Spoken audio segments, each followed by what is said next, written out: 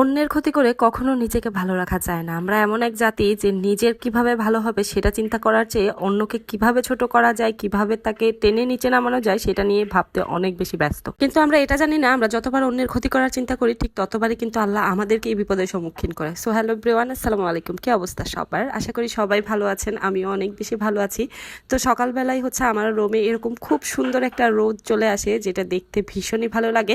বিশেষ করে এই শীতের সময়টাতে তো এরকম রোদ দেখলে অনেক বেশি ভালো লাগে। আমার প্রতিদিনের সকালটা এরকম সুন্দর একটা মিষ্টি রোদ দিয়ে শুরু হয়। তো আজকে সকাল সকাল ভাপা পিঠা খাচ্ছিলাম। আমার বাসায় অন্যান্য পিঠাপুলি তেমন একটা বানানো হলেও ভাপা পিঠা খুব একটা বানানো হয় না, কারণ বাসার কেউই তেমন একটা পছন্দ করে না। তবে শীতের সময়টাতে তো ভাপা পিঠা না খেলে একদমই ভালো লাগে না। তাই যখনই ভাপা পিঠা খেতে মন চায় তখনই দোকান থেকে কয়েক পিস কিনে এনে খেয়ে ফেলি। এত ঝামেলা করার চেয়ে মনে হয় এই 2-1 পিস দোকান থেকে কিনে এনে খেয়ে ফেলাই ভালো। বাসায় যদি অনেক মানুষ থাকতো তাহলে তো কষ্ট করে বানানোই লাগতো।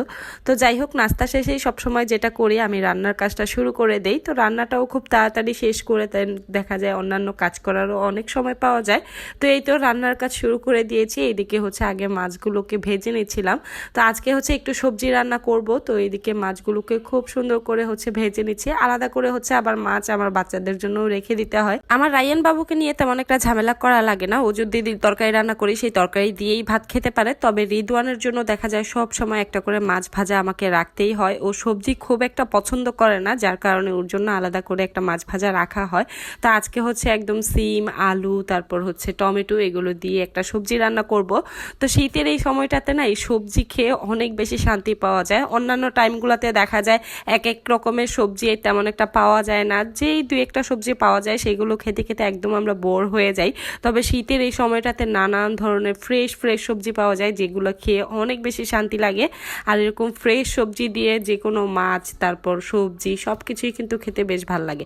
তবে এখন কিন্তু শাক সবজিগুলো খুব ভালো ফ্রেশ পাওয়া যায়, এই জন্য খুবই ভালো লাগে। তো আমার এদিকে কিন্তু তরকারি মোটামুটি রান্না করা প্রায় হয়েই গিয়েছে। আর এখনকার যে তরকারির লাস্ট ফিনিশিংটাই কিন্তু হয় এই ধনেপাতা দিয়ে। ধনেপাতা না দিলে তো এখনকার তরকারি খেতে একদমই ভালো লাগে না। তো রান্না বান্নার কাজ শেষ করে সবাই মিলে শাওয়ারও করে নিয়েছি। এখন সবাই রোদে বসে বসে বড়ই খাচ্ছিলাম।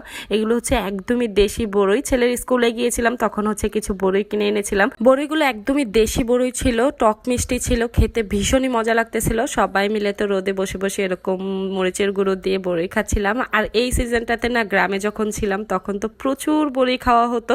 এখন তো গ্রামের বাড়িতে তেমন একটা বড়ই গাছ দেখাও যায় না, আর তেমন একটা খাওয়াও হয় না। আমরা যখন ছোট ছিলাম তখন দেখতাম যে প্রত্যেকের বাড়ি বাড়ি একটা করে হলেও কিন্তু বড়ই গাছ ছিল। আর এক একজনের বড়ই গাছের টেস্ট এক এক রকম ছিল, আর ভীষণ ভালো লাগতো। প্রতিদিন দেখা যেত একদম অনেকগুলো বড়ি করে করে নিয়ে সবাই মিলে বসে বসে খেতাম।